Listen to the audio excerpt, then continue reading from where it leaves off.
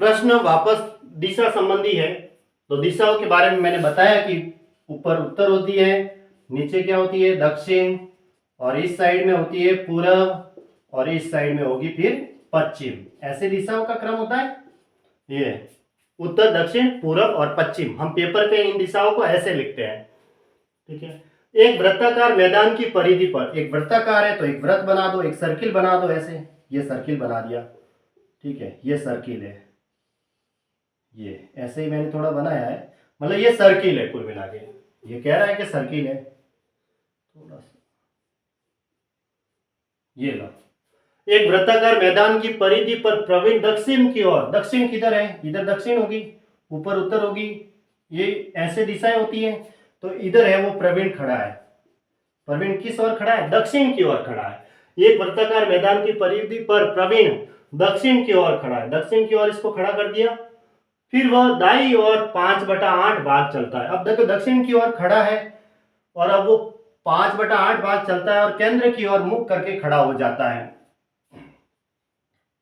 ठीक है, तो यहाँ दक्षिण की ओर खड़ा है, फिर अब वो 5/8 भाग चलता है। देखो 5/8 भाग चलता है, ये कहा है, तो टोटल मैंने इसको 16 भाग मान लिया। कि भाई 16 भाग इसलिए माना क्योंकि 8 से कटने वाली, नीचे जो क्या है 8 है, 8 से कटने वाली कोई संख्या होनी चाहिए। 16 भी मान सकते हैं, 8 ही ले सकते हैं। अब मैंने 16 मान लिया। तो देखो अब कितना भाग चलेगा, 16 का 5/8 करेंगे तो कितना आएगा, यानी कि वो चलेगा 10 भाग चलेगा। ठीक है, ऐसे 16 में से कितना चलेगा, 10 भाग।